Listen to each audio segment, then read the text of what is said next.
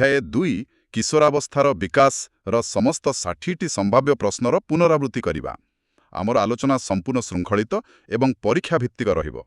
एठारे कोनोसी अतिरिक्त तत्व बा बाहर कथा आलोचना हेबो नाही। ठीक अछि, आरंभ करिबा। प्रश्न संख्या 1 किशोरावस्था एडोलेसेंस मुख्यतः केउ दुईटी अवस्थान मध्यरे एक संयोगकारी सेतु अटे।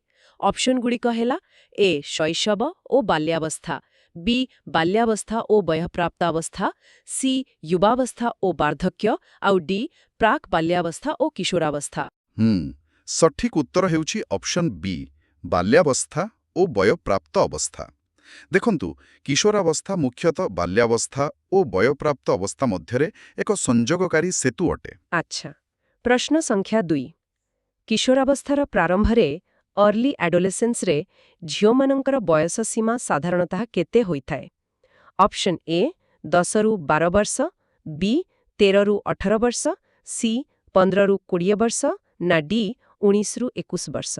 हाँ, एहार सठिक उत्तर हेउछि ऑप्शन ए 10 रु 12 वर्ष।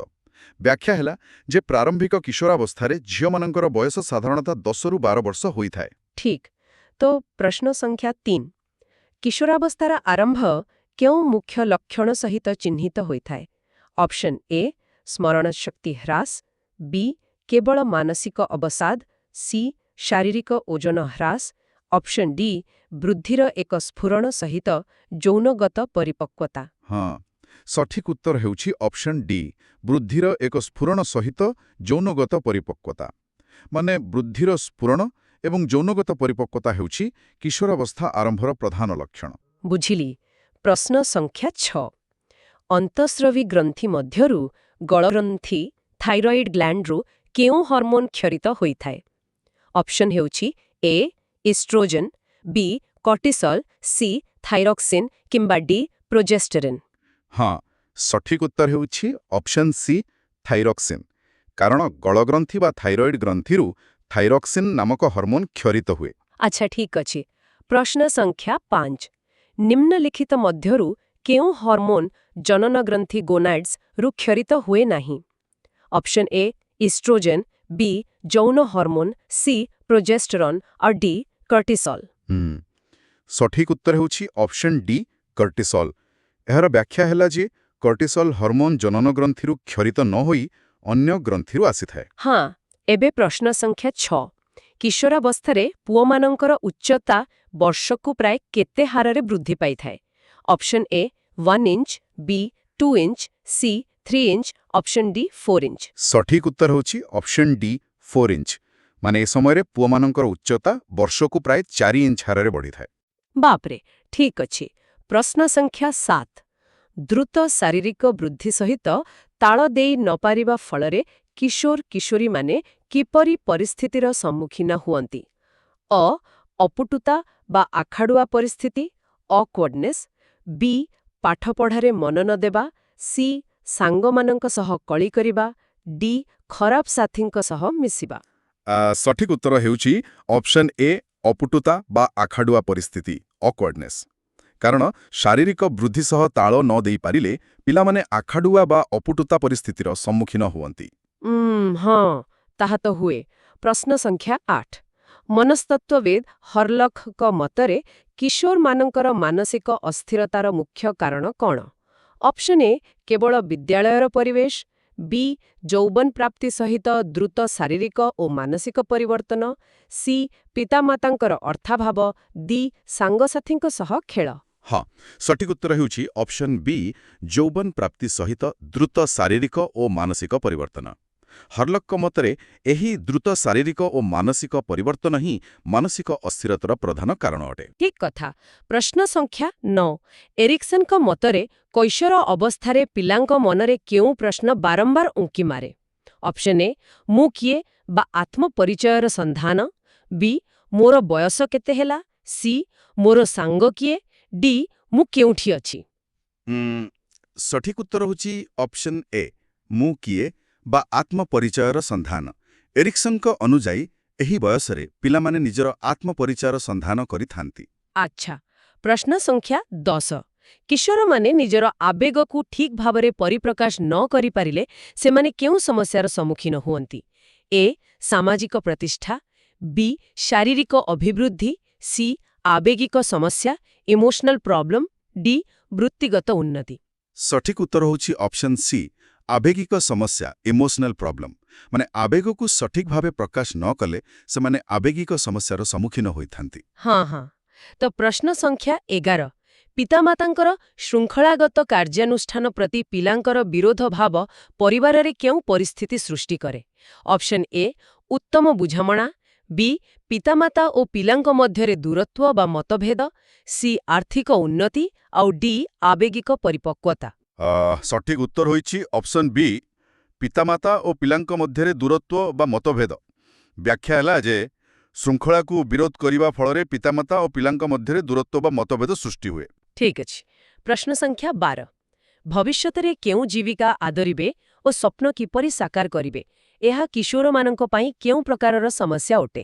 ଏ ଆବେଗିକ ସମସ୍ୟା, ବି ଶାରୀରିକ ସମସ୍ୟା, ସି ସାମାଜିକ ସମସ୍ୟା, ଡି ବୃତ୍ତିଗତ ସମସ୍ୟା ଅକ୍ୟୁପେସନାଲ ପ୍ରୋବ୍ଲେମ। ସଠିକ ଉତ୍ତର ହେଉଛି ଅପସନ୍ ଡି ବୃତ୍ତିଗତ ସମସ୍ୟା ଅକ୍ୟୁପେସନାଲ ପ୍ରୋବ୍ଲେମ। ମାନେ ଜୀବିକା ଓ ସ୍ୱପ୍ନ ସମ୍ବନ୍ଧୀୟ ଚିନ୍ତା ଏକ ପ୍ରକାରର ବୃତ୍ତିଗତ ସମସ୍ୟା ଅଟେ। ବୁଝିଲି। ପ୍ରଶ୍ନ ସଂଖ୍ୟା 13 କିଶୋରମାନଙ୍କର ସମସ୍ୟା ବୁଝିବାକୁ ଓ ସେମାନଙ୍କୁ ସୁରକ୍ଷିତ ମନେ କରାଇବାକୁ ପିତାମାତା କ'ଣ କରିବା ଉଚିତ? ଅପସନ୍ ଏ କେବଳ ଅର୍ଥ ନ ଦେଇ ସେମାନଙ୍କ ସହ ଅଧିକ ସମୟ ବିତାଇବା, ବି ସବୁବେଳେ ସମାଲୋଚନା କରିବା, ସି ଅନ୍ୟ ପିଲାଙ୍କ ସହ ତୁଳନା କରିବା, ଡି କୌତୂହଳକୁ କଡ଼ାକଡ଼ି ଦମନ କରିବା। ସଠିକ ଉତ୍ତର ହେଉଛି ଅପସନ୍ ଏ କେବଳ ଅର୍ଥ ନ ଦେଇ ସେମାନଙ୍କ ସହ ଅଧିକ ସମୟ ବିତାଇବା। କାରଣ ପିଲାଙ୍କର ସମସ୍ୟା ବୁଝିବା ପାଇଁ ପିତାମାତା ସେମାନଙ୍କ ସହ ଅଧିକ ସମୟ ବିତାଇବା ଆବଶ୍ୟକ। ଆଚ୍ଛା। ଏବେ ପ୍ରଶ୍ନ ସଂଖ୍ୟା 14 କିଶୋରମାନଙ୍କୁ ଅନ୍ୟ କିଶୋର କିଶୋରୀଙ୍କ ସହିତ ଅରୁଚିକର ଭାବେ ତୁଳନା କରିବାକୁ ପୁସ୍ତକରେ କିପରି ବର୍ଣ୍ଣନା କରାଯାଇଛି? ଏ ଏହା ପିଲାଙ୍କ ପାଇଁ ପ୍ରେରଣାଦାୟକ ଅଟେ, ବି ଏହା ଏକ ସ୍ୱାଭାବିକ କାର୍ଯ୍ୟ ଅଟେ, ସି ଏହା ପିତାମାତାଙ୍କର ଉତ୍ତମ ନିଷ୍ପତ୍ତି ଅଟେ, ଡି ଏହା କେବଳ ମୂର୍ଖତା ନୁହେଁ ଭୟଙ୍କର ମଧ୍ୟ ଅଟେ। ସଠିକ ଉତ୍ତର ହେଉଛି ଅପସନ୍ ଡି ଏହା କେବଳ ମୂର୍ଖତା ନୁହେଁ ବରଂ ଭୟଙ୍କର ମଧ୍ୟ ଅଟେ। ମାନେ ଅନ୍ୟ ପିଲାଙ୍କ ସହ ତୁଳନା କରିବା କେବଳ ମୂର୍ଖତା ନୁହେଁ ବରଂ ପିଲାଙ୍କ ପାଇଁ ଭୟଙ୍କର ମଧ୍ୟ ଅଟେ। ହଁ, ତାହା ବିଲକୁଲ ଠିକ୍। ପ୍ରଶ୍ନ ସଂଖ୍ୟା 15 ସିଗାରେଟ୍, ପାନ୍ ଓ ନିଶାଦ୍ରବ୍ୟ ସେବନରୁ କିଶୋରମାନଙ୍କୁ ଦୂରେଇ ରଖିବା ପାଇଁ ପିତାମାତାଙ୍କର କେଉଁ ପଦକ୍ଷେପ ଶ୍ରେଷ୍ଠ ଅଟେ?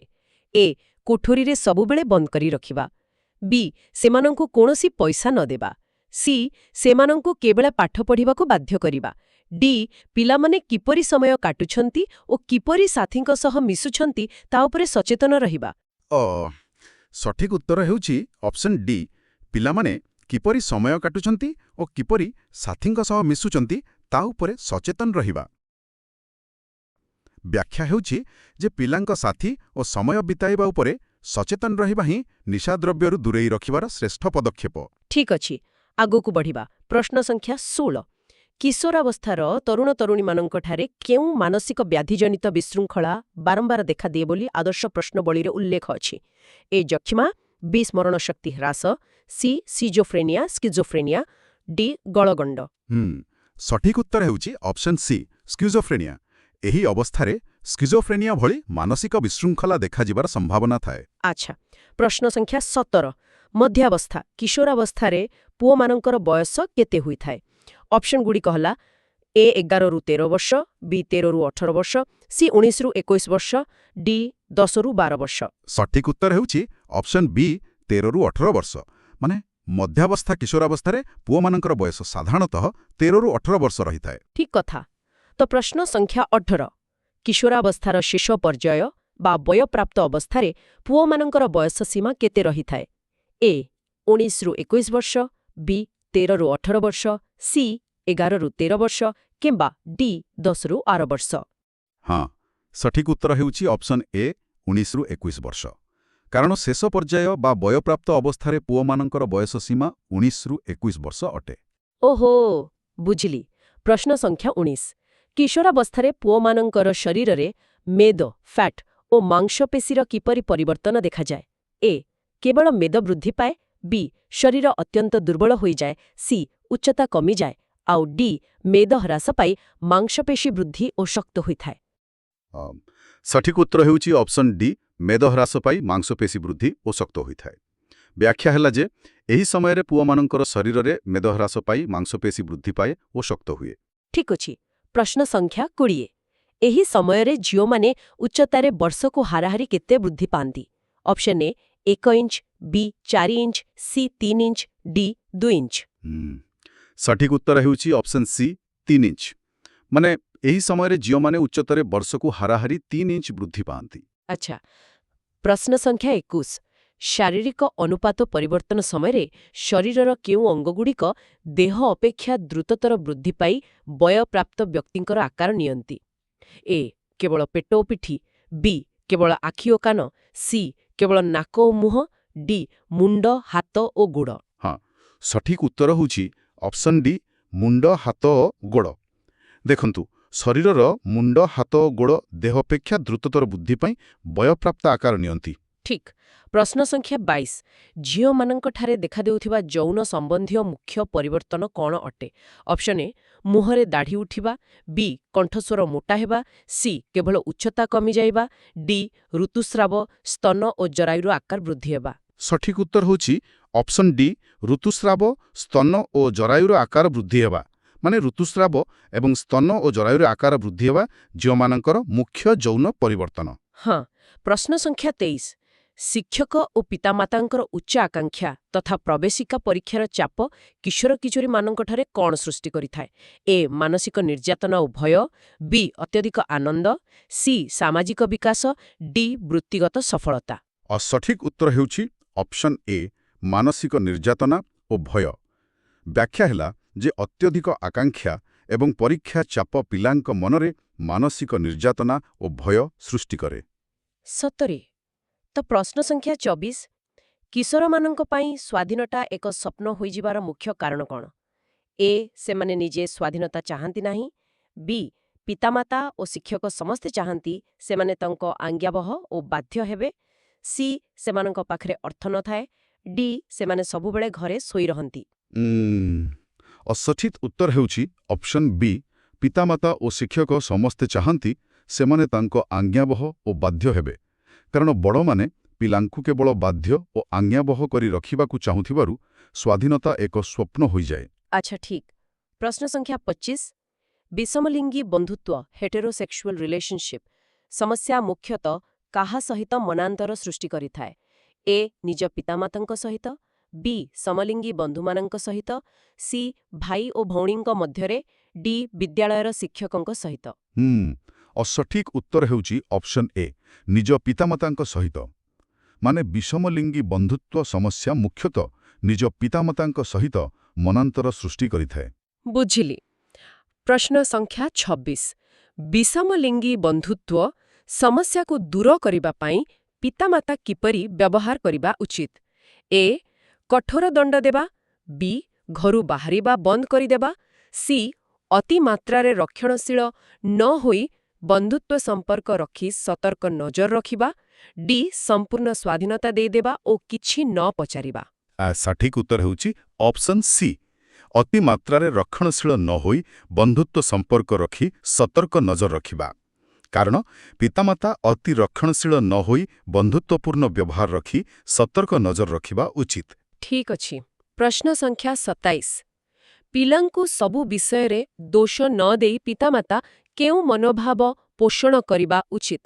ଅପସନ୍ ଏ ସବୁବେଳେ କଠୋର ଦଣ୍ଡ ଦେବା, ବି ଅପରିସୀମ ଧୈର୍ଯ୍ୟ, ସହିଷ୍ଣୁତା ଓ କୋମଳ ଭାବ ସହ ସଂଶୋଧନ କରିବା, ସି ଅନ୍ୟମାନଙ୍କ ଆଗରେ ଅପମାନିତ କରିବା, ଡି ଭୁଲକୁ ସମ୍ପୂର୍ଣ୍ଣ ଅଣଦେଖା କରିବା।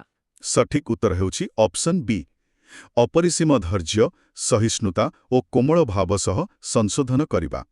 ମାନେ ପିତାମାତା ପିଲାଙ୍କୁ ଅପରିସୀମ ଧୈର୍ଯ୍ୟ ଓ କୋମଳ ଭାବ ସହ ସଂଶୋଧନ କରିବା ଆବଶ୍ୟକ। ହଁ, ନିଶ୍ଚିତ। ପ୍ରଶ୍ନ ସଂଖ୍ୟା 28। କିଶୋର କିଶୋରୀମାନଙ୍କୁ କିଛି ପରିମାଣରେ ଅର୍ଥ ଦେଇ ତାହା ଉପରେ ନଜର ରଖିଲେ ଏହା କେଉଁ ସମସ୍ୟାର ସମାଧାନରେ ସାହାଯ୍ୟ କରେ? ଏ ସେମାନଙ୍କୁ ବିଗାଡ଼ି ଦିଏ, ବି ସେମାନଙ୍କୁ ନିଶାଦ୍ରବ୍ୟ କିଣିବାକୁ ଉତ୍ସାହିତ କରେ, ସି ପିତାମାତାଙ୍କୁ ଗରିବ କରେ, ଡି ଅର୍ଥନୈତିକ ସମସ୍ୟା ଦୂର କରି ସ୍ୱାଧୀନ ଭାବେ ଖର୍ଚ୍ଚ କରିବାର ଦାୟିତ୍ୱବୋଧ ଶିଖାଏ। ସଠିକ୍ ଉତ୍ତର ହେଉଛି ଅପସନ୍ ଡି ଅର୍ଥନୈତିକ ସମସ୍ୟା ଦୂର କରି ସ୍ୱାଧୀନ ଭାବେ ଖର୍ଚ୍ଚ କରିବାର ଦାୟିତ୍ୱବୋଧ ଶିଖାଏ। ଏହାଦ୍ୱାରା ଅର୍ଥନୈତିକ ସମସ୍ୟା ଦୂର ହୋଇ ସ୍ୱାଧୀନ ଭାବେ ଖର୍ଚ୍ଚ କରିବାର ଦାୟିତ୍ୱବୋଧ ଶିକ୍ଷା ମିଳେ। ଆଚ୍ଛା, ପ୍ରଶ୍ନ ସଂଖ୍ୟା 29 କିଶୋର କିଶୋରୀମାନଙ୍କର ସମସ୍ୟାଗୁଡ଼ିକର ସୁନ୍ଦର ସମାଧାନ ପାଇଁ ପିତାମାତା କାହାର ମାଧ୍ୟମ ହେବା ଉଚିତ? ଏ. ଭାବ ବିନିମୟର ମାଧ୍ୟମ, ବି. କେବଳ ଅର୍ଥ ଯୋଗାଇବାର ଯନ୍ତ୍ର, ସି. କେବଳ ଶାସନ କରିବାର ମାଧ୍ୟମ, ଡି. କେବଳ ଦଣ୍ଡବିଧାନର ମାଧ୍ୟମ। ସଠିକ ଉତ୍ତର ହେଉଛି ଅପସନ୍ ଏ, ଭାବ ବିନିମୟର ମାଧ୍ୟମ। ମାନେ ସମସ୍ୟାର ସୁନ୍ଦର ସମାଧାନ ପାଇଁ ପିତାମାତା ଉତ୍ତମ ଭାବ ବିନିମୟର ମାଧ୍ୟମ ହେବା ଉଚିତ। ଠିକ୍ କଥା। ପ୍ରଶ୍ନ ସଂଖ୍ୟା 30 ପରିବାର ଓ ସମାଜରେ ଏକ ନିର୍ଦ୍ଦିଷ୍ଟ ସ୍ଥାନ ମିଳିଲେ କିଶୋରମାନଙ୍କ ମନରେ କ'ଣ ବୃଦ୍ଧି ପାଇଥାଏ? ଅପସନ୍ ଏ ଅହଙ୍କାର, ବି ନୈରାଶ୍ୟ ଓ ଅସମ୍ପୂର୍ଣ୍ଣତା, ସି ଶିଶୁସୁଲଭ ମନୋଭାବ, ଡି ସେମାନେ ନିଜକୁ ସମ୍ମାନସ୍ପଦ ଓ ଯୋଗ୍ୟ ମନେ କରନ୍ତି ତଥା ଆତ୍ମବିଶ୍ୱାସ ବଢ଼େ। ସଠିକ ଉତ୍ତର ହେଉଛି ଅପସନ୍ ଡି, ସେମାନେ ନିଜକୁ ସମ୍ମାନସ୍ପଦ ଓ ଯୋଗ୍ୟ ମନେ କରନ୍ତି ତଥା ଆତ୍ମବିଶ୍ୱାସ ବଢ଼େ। ବ୍ୟାଖ୍ୟା ହେଲା ଯେ ଏକ ନିର୍ଦ୍ଦିଷ୍ଟ ସ୍ଥାନ ମିଳିବା ଦ୍ୱାରା ସେମାନେ ନିଜକୁ ସମ୍ମାନସ୍ପଦ ଅନୁଭବ କରନ୍ତି ଏବଂ ଆତ୍ମବିଶ୍ୱାସ ବଢ଼େ। ବଢ଼ିଆ। ତ ପ୍ରଶ୍ନ ସଂଖ୍ୟା 31 ନିଜ ବିଷୟରେ ଚିନ୍ତା କରିବାର ଯୋଜନା ଓ ସ୍ୱାଧୀନ ଭାବେ କାର୍ଯ୍ୟ କରିବାର ସୁଯୋଗ ଦେଲେ କିଶୋରମାନେ ପରିବାରରେ କିଭଳି ଅନୁଭବ କରନ୍ତି? ଏ ଅସହାୟ, ବି ଭୟଭୀତ, ସି ଅବହେଳିତ, ଡି ସମ୍ମାନସ୍ପଦ ଓ ଯୋଗ୍ୟ। ହଁ, ସଠିକ ଉତ୍ତର ହେଉଛି ଅପସନ୍ ଡି, ସମ୍ମାନସ୍ପଦ ଓ ଯୋଗ୍ୟ। କାରଣ ସ୍ୱାଧୀନ ଭାବେ କାର୍ଯ୍ୟ କରିବାର ସୁଯୋଗ ମିଳିଲେ ସେମାନେ ପରିବାରରେ ସମ୍ମାନସ୍ପଦ ଓ ଯୋଗ୍ୟ ଅନୁଭବ କରନ୍ତି। ଠିକ୍। ପ୍ରଶ୍ନ ସଂଖ୍ୟା 32 ଅଧିବୃକ୍କକ ଗ୍ରନ୍ଥି ଅର୍ଥାତ୍ ଆଡ୍ରିନାଲ ଗ୍ଲାଣ୍ଡ ରୁ କେଉଁ ହର୍ମୋନ୍ କ୍ଷରିତ ହୋଇ ଶାରୀରିକ ଓ ମାନସିକ ପରିବର୍ତ୍ତନ ଆଣିଥାଏ? ଏ ଇଷ୍ଟ୍ରୋଜେନ୍, ବି ପ୍ରୋଜେଷ୍ଟେରନ୍, ସି କର୍ଟିସଲ୍, ଡି ଥାଇରକ୍ସିନ୍। ସଠିକ ଉତ୍ତର ହେଉଛି ଅପସନ୍ ସି, କର୍ଟିସଲ୍।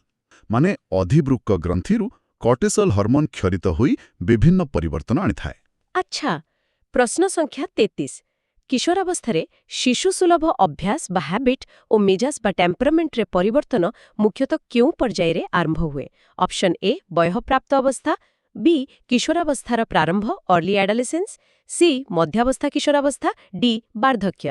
ସଠିକ ଉତ୍ତର ହେଉଛି ଅପସନ୍ ବି, କିଶୋରାବସ୍ଥାର ପ୍ରାରମ୍ଭ ଅର୍ଲି ଆଡୋଲେସେନ୍ସ। ଦେଖନ୍ତୁ, ଶିଶୁ ସୁଲଭ ଅଭ୍ୟାସ ଓ ମିଜାଜରେ ପରିବର୍ତ୍ତନ କିଶୋରାବସ୍ଥାର ପ୍ରାରମ୍ଭରୁ ହିଁ ଆରମ୍ଭ ହୋଇଯାଏ। ବୁଝିଲି। ପ୍ରଶ୍ନ ସଂଖ୍ୟା 34 ମଧ୍ୟାବସ୍ଥା କିଶୋରାବସ୍ଥାରେ ଝିଅମାନଙ୍କର ବୟସ କେତେ ରହିଥାଏ? ଏ 12ରୁ 15 ବର୍ଷ, ବି 10ରୁ 12 ବର୍ଷ, ସି 13ରୁ 18 ବର୍ଷ, ଡି 15ରୁ 20 ବର୍ଷ। ସଠିକ ଉତ୍ତର ହେଉଛି ଅପସନ୍ ଏ, 12ରୁ 15 ବର୍ଷ। ମାନେ ମଧ୍ୟାବସ୍ଥା କିଶୋରାବସ୍ଥାରେ ଝିଅମାନଙ୍କର ବୟସ ସାଧାରଣତଃ 12ରୁ 15 ବର୍ଷ ରହିଥାଏ। ହଁ, ତ ପ୍ରଶ୍ନ ସଂଖ୍ୟା 35 ଶେଷ ପର୍ଯ୍ୟାୟ ବା ବୟଃପ୍ରାପ୍ତ ଅବସ୍ଥାରେ ଝିଅମାନଙ୍କର ବୟସ ସୀମା କେତେ ଅଟେ? ଏ 10ରୁ 12 ବର୍ଷ, ବି 11ରୁ 13 ବର୍ଷ, ସି 13ରୁ 18 ବର୍ଷ କିମ୍ବା ଡି 15ରୁ 20 ବର୍ଷ। ସଠିକ ଉତ୍ତର ହେଉଛି ଅପସନ୍ ଡି, 15ରୁ 20 ବର୍ଷ। କାରଣ ଶେଷ ପର୍ଯ୍ୟାୟ ବା ବୟଃପ୍ରାପ୍ତ ଅବସ୍ଥାରେ ଝିଅମାନଙ୍କର ବୟସ ସୀମା 15ରୁ 20 ବର୍ଷ ଅଟେ। ଠିକ୍ ଅଛି।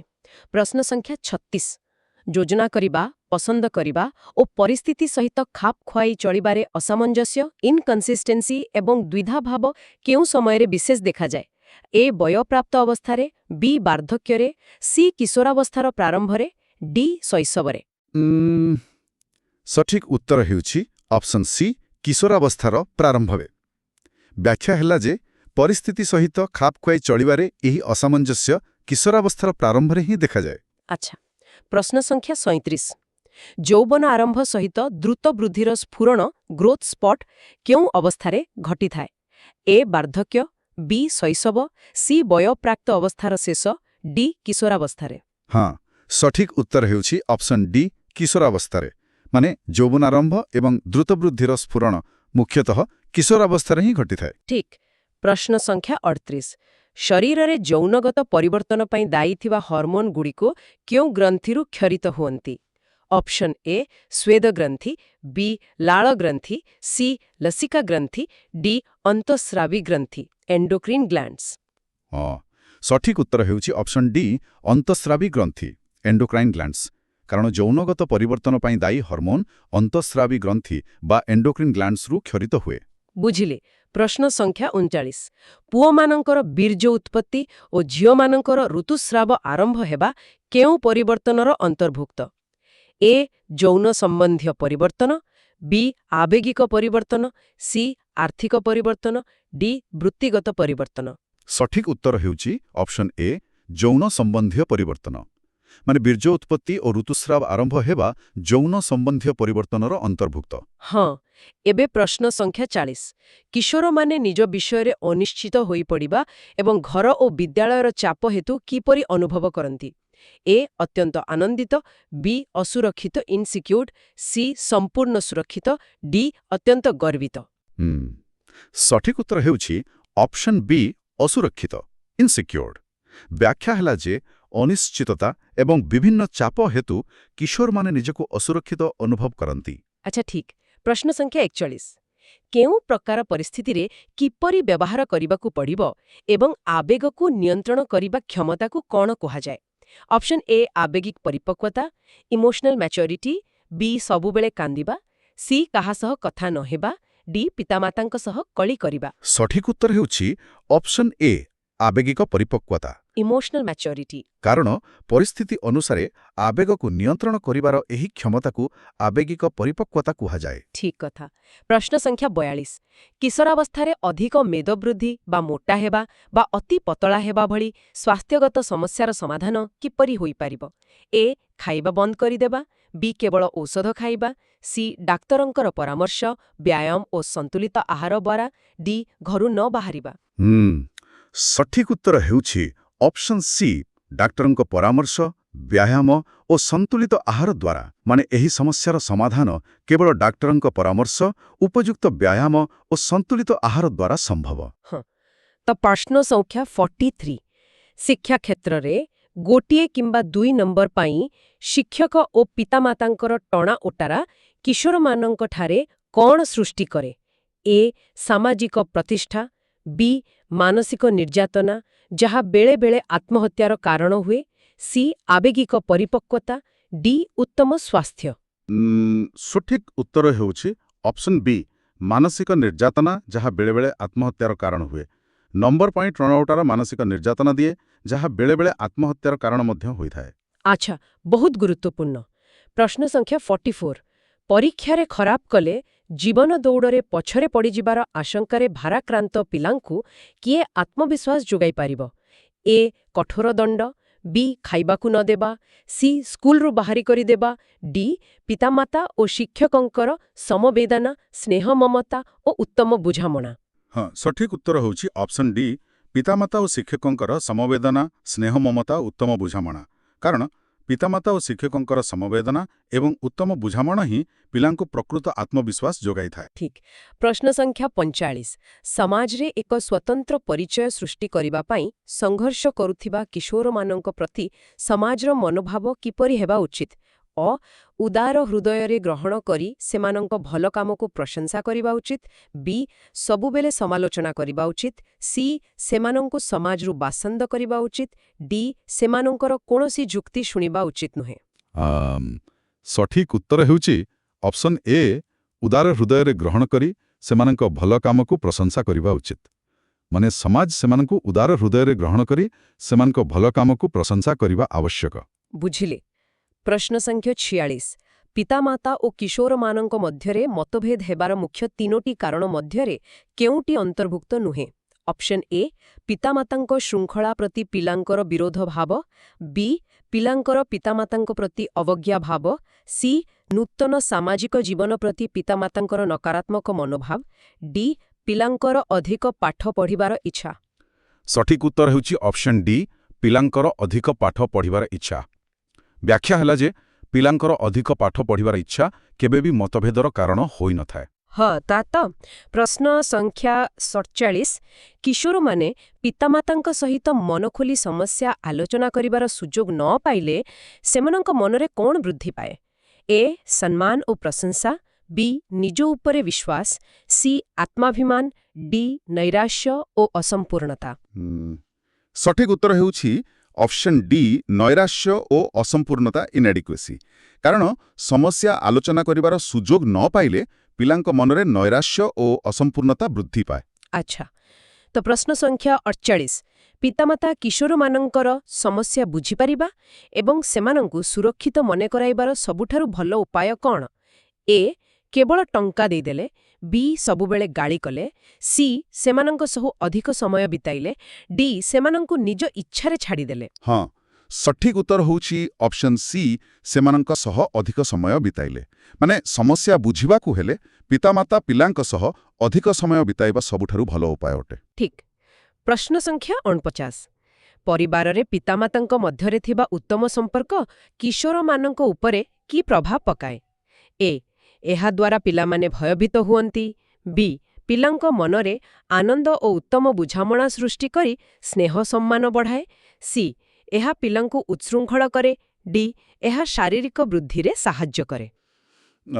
ସଠିକ୍ ଉତ୍ତର ହେଉଛି ଅପସନ୍ ବି, ପିଲାଙ୍କ ମନରେ ଆନନ୍ଦ ଓ ଉତ୍ତମ ବୁଝାମଣା ସୃଷ୍ଟି କରି ସ୍ନେହ ସମ୍ମାନ ବଢ଼ାଏ। କାରଣ ପିତାମାତାଙ୍କ ମଧ୍ୟରେ ଉତ୍ତମ ସମ୍ପର୍କ ପିଲାଙ୍କ ମନରେ ଆନନ୍ଦ ସୃଷ୍ଟି କରି ସ୍ନେହ ସମ୍ମାନ ବଢ଼ାଇଥାଏ। ବୁଝିଲି। ପ୍ରଶ୍ନ ସଂଖ୍ୟା 50। ଯଦି ପିତାମାତା ଓ କିଶୋରମାନଙ୍କ ମଧ୍ୟରେ ଥିବା ବିଶ୍ୱାସପୂର୍ଣ୍ଣ ଟ୍ରଷ୍ଟୱାର୍ଦି ସମ୍ପର୍କର ଗଣ୍ଠି ଦୁର୍ବଳ ହୋଇଯାଏ, ତେବେ ତାର ପରିଣାମ କ'ଣ ହୁଏ? ଏ. ପରବର୍ତ୍ତୀ କାଳରେ ଅନେକ ସମସ୍ୟା ସୃଷ୍ଟି କରେ। ବି. ପିଲାମାନେ ଅଧିକ ଶୃଙ୍ଖଳିତ ହୁଅନ୍ତି। ସି. ପିଲାଙ୍କର ପାଠପଢ଼ାରେ ଉନ୍ନତି ହୁଏ। ଡି. ପିଲାଙ୍କର ବୌଦ୍ଧିକ ବିକାଶ ଘଟେ। ସଠିକ୍ ଉତ୍ତର ହେଉଛି ଅପସନ୍ ଏ, ପରବର୍ତ୍ତୀ କାଳରେ ଅନେକ ସମସ୍ୟା ସୃଷ୍ଟି କରେ। ମାନେ ବିଶ୍ୱାସପୂର୍ଣ୍ଣ ସମ୍ପର୍କର ଗଣ୍ଠି ଦୁର୍ବଳ ହେଲେ ଏହା ପରବର୍ତ୍ତୀ କାଳରେ ପରିବାରରେ ଅନେକ ସମସ୍ୟା ସୃଷ୍ଟି କରିଥାଏ। ହଁ। ଏବେ ପ୍ରଶ୍ନ ସଂଖ୍ୟା 51। ଯୌବନ ପ୍ରାପ୍ତି ସହିତ ଶାରୀରିକ ଓ ମାନସିକ ପରିବର୍ତ୍ତନ ଦ୍ରୁତ ହେବା ଫଳରେ ବ୍ୟକ୍ତି ନିଜ ବିଷୟରେ ଓ ଦକ୍ଷତା ବିଷୟରେ କିପରି ଅନୁଭବ କରେ? ଏ. ଅତ୍ୟନ୍ତ ଆତ୍ମବିଶ୍ୱାସୀ। ବି. ସବୁବେଳେ ଶାନ୍ତ ଓ ସ୍ଥିର। ସି. ପରିସ୍ଥିତି ପ୍ରତି ଉଦାସୀନ। ଡି. ଅନିଶ୍ଚିତ ହୋଇପଡ଼େ, ଅନସର୍ଟନ। ସଠିକ୍ ଉତ୍ତର ହେଉଛି ଅପସନ୍ ଡି, ଅନିଶ୍ଚିତ ହୋଇପଡ଼େ, ଅନସର୍ଟନ। ବ୍ୟାଖ୍ୟା ହେଲା ଯେ ଦ୍ରୁତ ପରିବର୍ତ୍ତନ ଫଳରେ ବ୍ୟକ୍ତି ନିଜ ବିଷୟରେ ଓ ଦକ୍ଷତା ବିଷୟରେ ଅନିଶ୍ଚିତ ହୋଇପଡ଼େ। ଆଚ୍ଛା, ଠିକ୍ ଅଛି। ପ୍ରଶ୍ନ ସଂଖ୍ୟା 52। ପିତାମାତା କିଶୋରମାନଙ୍କୁ ସମ୍ମାନସ୍ପଦ ଓ ଯୋଗ୍ୟ ବୋଲି ଭାବିବାର ସୁଯୋଗ ଦେଲେ ପିଲାଙ୍କର କେଉଁ ଗୁଣ ବୃଦ୍ଧି ପାଏ? ଏ. ଅହଙ୍କାର। ବି. ପାଠପଢ଼ାରୁ ଦୂରେଇ ଯିବା। ସି. ଆତ୍ମବିଶ୍ୱାସ। ଡି. ପିତାମାତାଙ୍କୁ ଅସମ୍ମାନ କରିବା। ହଁ, ସଠିକ୍ ଉତ୍ତର ହେଉଛି ଅପସନ୍ ସି, ଆତ୍ମବିଶ୍ୱାସ। ଦେଖନ୍ତୁ, ନିଜକୁ ଯୋଗ୍ୟ ବୋଲି ଭାବିବାର ସୁଯୋଗ ମିଳିଲେ ପିଲାଙ୍କର ଆତ୍ମବିଶ୍ୱାସ ବହୁଗୁଣିତ ହୋଇଥାଏ। ଠିକ୍ କଥା। ପ୍ରଶ୍ନ ସଂଖ୍ୟା 53। କୈଶୋର ଅବସ୍ଥାରେ ଆବେଗର ଚୂଡ଼ାନ୍ତ ପରିପ୍ରକାଶ ହାଇଟେଣ୍ଡ ଇମୋସନାଲିଟି କ'ଣ ସୃଷ୍ଟି କରିଥାଏ? ଏ. କେବଳ ଖୁସି ରହିବା। ବି. ସବୁବେଳେ ଶାନ୍ତ ରହିବା। ସି. କୌଣସି ଆବେଗ ନ ରହିବା। ଡି. ଆବେଗିକ ଅସ୍ଥିରତା ଇମୋସନାଲ ଇନଷ୍ଟେବିଲିଟି। ସଠିକ୍ ଉତ୍ତର ହେଉଛି ଅପସନ୍ ଡି, ଆବେଗିକ ଅସ୍ଥିରତା ଇମୋସନାଲ ଇନଷ୍ଟେବିଲିଟି। କାରଣ ଆବେଗର ଏହି ଚୂଡ଼ାନ୍ତ ପରିପ୍ରକାଶ କିଶୋରମାନଙ୍କଠାରେ ଆବେଗିକ ଅସ୍ଥିରତା ସୃଷ୍ଟି କରିଥାଏ। ବୁଝିଲି। ପ୍ରଶ୍ନ ସଂଖ୍ୟା 54। ସମାଜରେ କିଶୋରମାନେ ଅନେକ ସମୟରେ ଯୁକ୍ତି କଲେ ବୟୋଜ୍ୟେଷ୍ଠମାନେ କିପରି ପ୍ରତିକ୍ରିୟା ଦେଖାଇବା ଉଚିତ? ଏ. ସେମାନେ କେବଳ ଟଙ୍କା ଚାହାନ୍ତି ବୋଲି ଭାବିବା। ବି. ସେମାନେ ସବୁବେଳେ ଭୁଲ କରନ୍ତି ବୋଲି ଭାବିବା। ସି. ସେମାନଙ୍କର କୌଣସି ପରିଚୟ ଦରକାର ନାହିଁ ବୋଲି ଭାବିବା। ଡି. ସେମାନଙ୍କର ଯୁକ୍ତିକୁ ବୁଝିବାକୁ ଚେଷ୍ଟା କରିବା ଓ ଭଲ କାମକୁ ପ୍ରଶଂସା କରିବା। ସଠିକ୍ ଉତ୍ତର ହେଉଛି ଅପସନ୍ ଡି, ସେମାନଙ୍କର ଯୁକ୍ତିକୁ ବୁଝିବାକୁ ଚେଷ୍ଟା କରିବା ଓ ଭଲ କାମକୁ ପ୍ରଶଂସା କରିବା।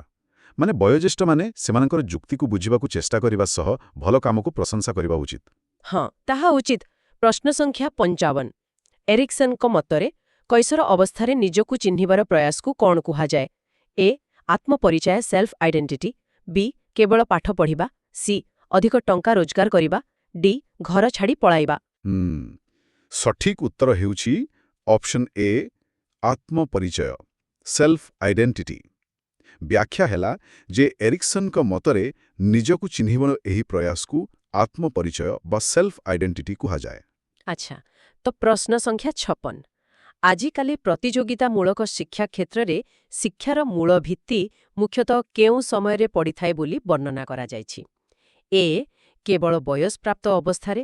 ବି. ବାଲ୍ୟ ଓ କୈଶୋର ଅବସ୍ଥାରେ। ସି. କେବଳ ଶୈଶବରେ। ଡି. ବାର୍ଦ୍ଧକ୍ୟରେ। ହଁ, ସଠିକ୍ ଉତ୍ତର ହେଉଛି ଅପସନ୍ ବି, ବାଲ୍ୟ ଓ କୈଶୋର ଅବସ୍ଥାରେ। କାରଣ ପ୍ରତିଯୋଗିତାମୂଳକ ଶିକ୍ଷା କ୍ଷେତ୍ରରେ ଶିକ୍ଷାର ମୂଳ ଭିତ୍ତି ବାଲ୍ୟ ଓ କୈଶୋର ଅବସ୍ଥାରେ ହିଁ ପଡ଼ିଥାଏ। ଠିକ୍। ପ୍ରଶ୍ନ ସଂଖ୍ୟା 57। ପିତାମାତା କିଶୋରମାନଙ୍କର କୌତୂହଳକୁ କିପରି ନିୟନ୍ତ୍ରଣ କରିବା ଉଚିତ? ଏ. କୌତୂହଳକୁ ଦମନ ନ କରି କିଛି ମାତ୍ରାରେ ସ୍ୱାଧୀନତା ଦେବା। ବି. ସବୁବେଳେ ଗାଳିଗୁଲଜ କରିବା। ସି. ପ୍ରଶ୍ନ ପଚାରିବା ବନ୍ଦ କରାଇଦେବା। କ୍ଷମା କରିବେ, ସି ପ୍ରଶ୍ନ ପଚାରିବା ବନ୍ଦ କରାଇଦେବା, ଡି ଘରୁ ବାହାରିବାକୁ ବାରଣ କରିବା। ସଠିକ ଉତ୍ତର ହେଉଛି ଅପସନ୍ ଏ କୌତୂହଳକୁ ଦମନ ନ କରି କିଛି ମାତ୍ରାରେ ସ୍ୱାଧୀନତା ଦେବା।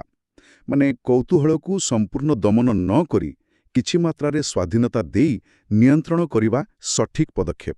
ବୁଝିଲି।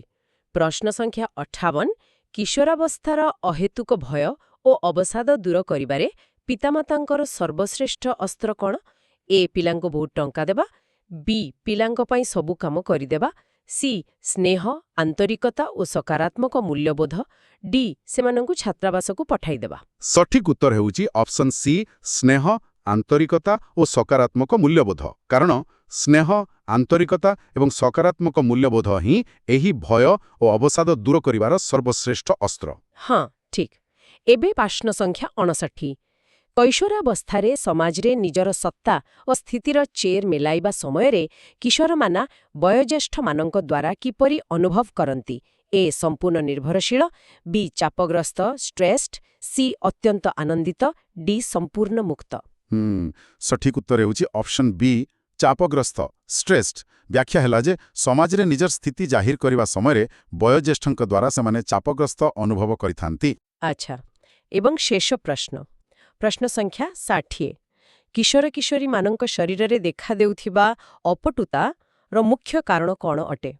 ଏ ମନୋବୈଜ୍ଞାନିକ ବିକାଶ ହେତୁ, ବି ପିତାମାତାଙ୍କର ଅତ୍ୟଧିକ ଶାସନ ହେତୁ, ସି ସାମାଜିକ ଚାପ ହେତୁ, ଡି ଶରୀରର ମୁଣ୍ଡ, ହାତ ଓ ଗୋଡ଼ର ଦ୍ରୁତ ବୃଦ୍ଧି ସହ ତାଳ ଦେଇ ନ ପାରିବା ହେତୁ।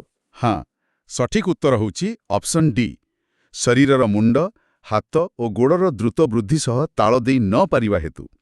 ମାନେ ମୁଣ୍ଡ, ହାତ ଓ ଗୋଡ଼ର ଦ୍ରୁତ ବୃଦ୍ଧି ସହ ତାଳ ଦେଇ ନ ପାରିବା ହିଁ ଏହି ଅପଟୁତାର ମୁଖ୍ୟ କାରଣ ଅଟେ। ଏବଂ ଏଠାରେ ଗୋଟେ କଥା ଚିନ୍ତା କରିବା ଦରକାର ଯେ ଏହି 60ଟି ପ୍ରଶ୍ନ କେବଳ ପରୀକ୍ଷା ପାଇଁ ନୁହେଁ, ବରଂ ନିଜ କିଶୋରାବସ୍ଥାର ମାନସିକତାକୁ ବୁଝିବା ପାଇଁ ଏକ ଦର୍ପଣ ସଦୃଶ। ନିଜ ଜୀବନ ସହ ଏହି ପରିବର୍ତ୍ତନଗୁଡ଼ିକୁ ମିଳାଇ ଦେଖିଲେ କିପରି ଲାଗିବ? ସମସ୍ତ ପ୍ରଶ୍ନ 1ରୁ 60 ପର୍ଯ୍ୟନ୍ତ ସିକ୍ୱେନ୍ସିଆଲ ଭାବରେ କମ୍ପ୍ଲିଟ୍ ହେଲା। ପୁଣି ଥରେ ରିଭାଇଜ୍ କରିବା। ଲାଇକ୍, ସେୟାର ଓ ସବସ୍କ୍ରାଇବ୍ କରିବାକୁ ଭୁଲିବେନି। ଧନ୍ୟବାଦ ପିଲାମାନେ।